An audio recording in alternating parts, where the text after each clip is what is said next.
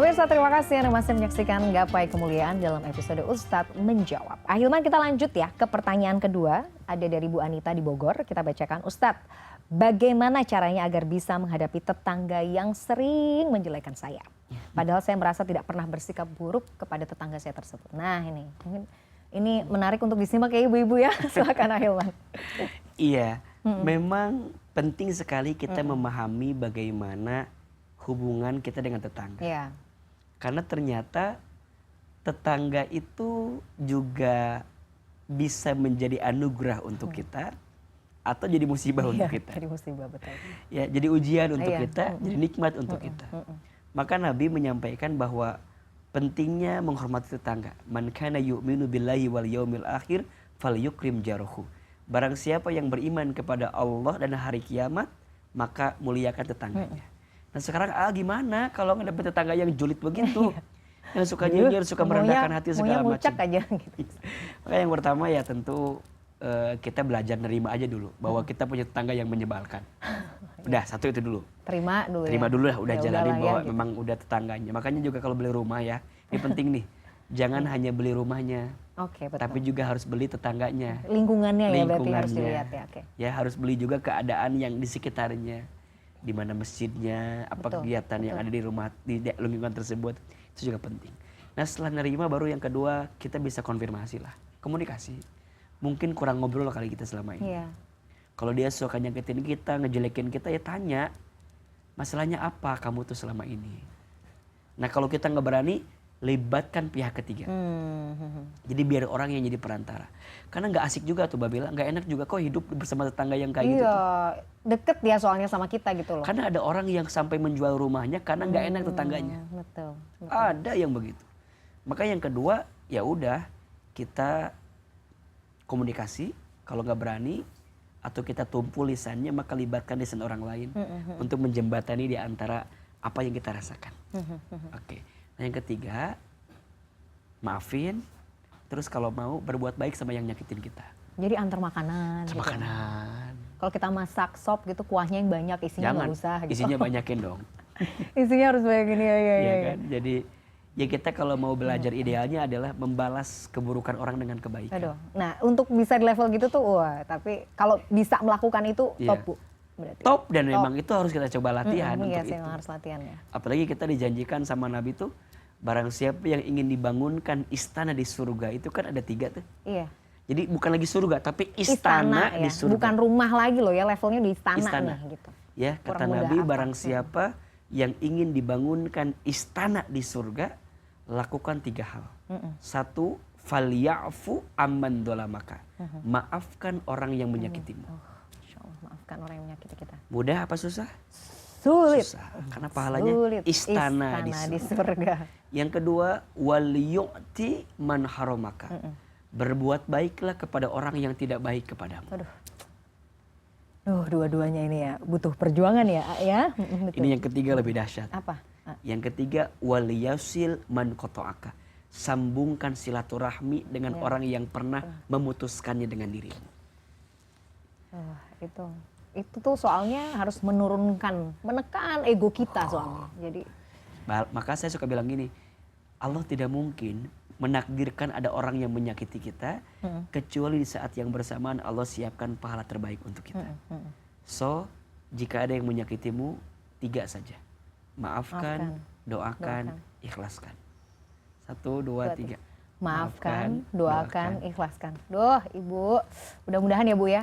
Ini bisa jadi ladang pahala ya. Iya. Kalau misalnya ya namanya manusia kan namanya nggak enak, empet-empet sebel apa ya Ya udahlah itu. ya biasa. Tapi kemudian Ibu bisa tetap baik ya, wah itu top ya Bu. Levelnya berarti berdamai dengan kondisi ya. Makanya maksudnya kan kondisi kita tuh banyak melihat sekarang ya karena mungkin berkembangnya media sosial itu kita banyak melihat sengketaan dengan tetangga misalnya, betul. konflik dengan tetangga sampai di tembok sampai apa. Tapi gini, kalau misalnya sudah di level yang kita mungkin sulit sekali rasanya untuk berdamai gitu. Akhirnya ya udahlah pindah aja. Iya, itu udah pilihan terbaik. Itu pilihan terbaik. Jadi ya? menghindar itu bukan berarti engkau mengalah gitu. Tapi engkau ingin mencoba untuk melembutkan hati agar tidak berantem dan bertengkar kan. Jadi ya kalau dua-duanya ngotot kan pada akhirnya khawatir. Iya. Khawatir ada pertengkaran yang berkepanjangan. maka wajar ya tetanggamu bisa mengantarkan kamu ke surga, Masya Allah. tapi juga tetanggamu bisa membuatmu terpleset ke dalam api neraka. Tinggal bagaimana sikapmu itu. Maka tadi kata Bamila, kalau nggak bisa ngejalani itu ya mending menghindar. Jika menghindar itu adalah cara terbaik untuk melembutkan hatimu, ya menghindar. Bukan karena kamu membencinya, tidak, tapi kamu nggak kuat aja sih untuk menjalani hidup dengan keadaan akhirnya itu. kitanya yang secara emosi dan hati juga tergerus sendiri ya, kita jadi nggak menikmati. Dan itu kan kalau kita bicara filosofi tafsirnya kan bagaimana Nabi ketika datang ke Taif diusir, apakah Nabi maksa? Enggak kan? Enggak. Nabi ketika diusir oleh orang Taif pergi, ya udah. Kata Nabi mungkin ini bukan jalan yang terbaik, maka Nabi pergi. Tapi saat Nabi pergi, Nabi berdoa akan sama Allah, ya Allah, jadikan di antara anak cucu keturunan orang Taif nanti adalah orang yang mengikutiku. Dan pada akhirnya sekarang bagaimana Islam menyebar luar biasa. Padahal waktu itu Nabi dapat kesempatan kan. Datang Jibril, kata Jibril, ini ada 2 gunung nih. Di depan engkau satu, di belakang engkau satu. Kalau engkau minta sama Allah, aku akan timpakan 2 gunung ini. Mungkin kalau Bamila jawabannya pasti sama Jibril, langsung aja lah. Gaspol Jibril sekarang banget, gak kuat. Gitu ya. Kan gitu kan. Beda ya. Tapi karena Nabi enggak. Jangan Jibril, afu anhum, maafkan mereka. Mereka nggak tahu aja apa yang sedang aku berikan kepada mereka. Jadi yang paling sakit itu adalah udah berbuat baik tapi orang balas nggak baik sama kita.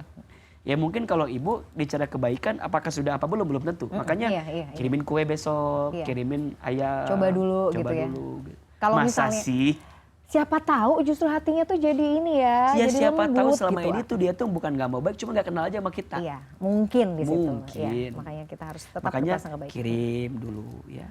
Pasti masa sih orang dibaikin. Kalau udah dikirimin kue, kirimin makanan, masa sih tinggal kirimin yang lain berarti. Iya, jadi bisa dicoba ya Ibu ya. Oke. Nah, Ahilman, ini pertanyaan ketiga ya, saya bacakan ya. Ini dari Ibu Ning di Surabaya. Ustadz. Iya. Apa kewajiban anak perempuan yang sudah menikah terhadap orang tua kandungnya? Karena ada anggapan hanya perlu berbakti kepada orang tua suami saja. Juga apa kewajiban menantu laki-laki terhadap mertuanya? Karena yang banyak dijelaskan adalah kewajiban anak laki-laki terhadap orang tuanya. Nah, gitu. Ini banyak yang salah kaprah mungkin ya. Oke.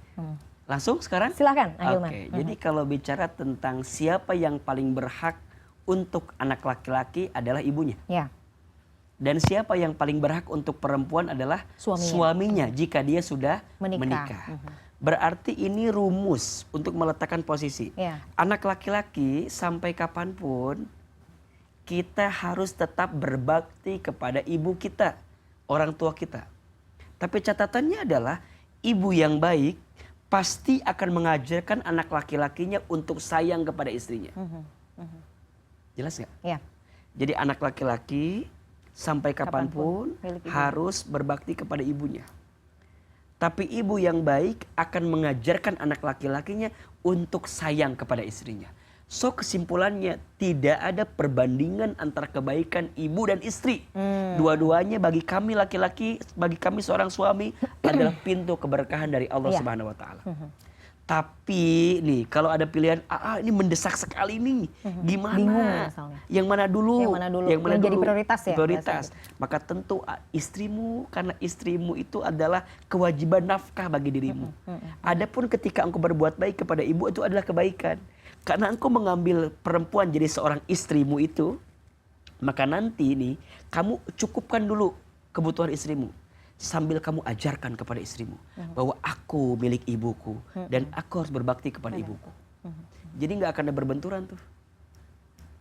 Walaupun nanti lihat kondisinya. Kalau sekarang ada ibunya yang sulit, susah, keadaannya genting, kalau nggak ditolong nggak bisa.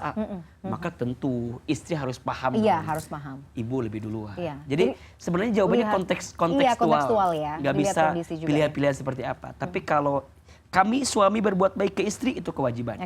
Kami berbakti kepada ibu itu adalah kebaikan. Yang akan dibalas oleh Allah Subhanahu wa taala. Dan sebenarnya nggak perlu dikotak-kotakan atau dipisah-pisahkan. Jalan aja dua-duanya ya. Jelas. Tapi mungkin memang ada kondisi-kondisi tertentu karena trigger-trigger tertentu ya. Maka ini tugas seorang suami dari awal, didik istrimu untuk sama-sama denganmu berbakti kepada ibu. Dan kepada suami, misalnya kepada mertuanya, itu juga sama kan? Sekarang kita seorang suami, posisikan orang tua istri itu adalah orang tua kita juga. Iya, oke. Sehingga nanti ketika ada sesuatu pada orang tua istrimu itu juga menjadi kebaikan untukmu di situ.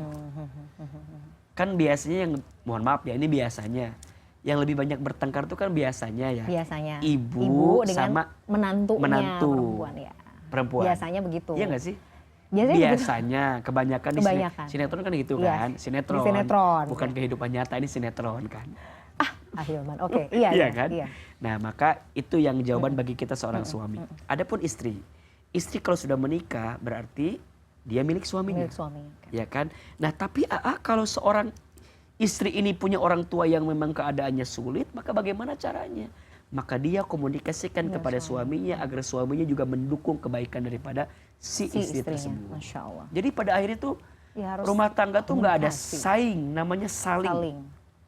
Dan rumah tangga itu bukan hanya menyatukan dua hati yang saling mencintai, tapi rumah tangga menyatukan dua keluarga yang saling mengerti. Mantap. Itu yang perlu dipahami. Duh. Bagaimana Buning di Surabaya, mudah-mudahan Harusnya bisa jelas. memberikan pencerahan ya. Jadi tempatkan sesuai dengan kapasitas, Tempatkan kita harus tentukan juga konteksnya Konteks seperti apa. dan kondisinya. Masya Allah, kita harus sudah dulu Ahilman. Pemirsa, Baik. di segmen berikutnya kita akan bahas pertanyaan ya.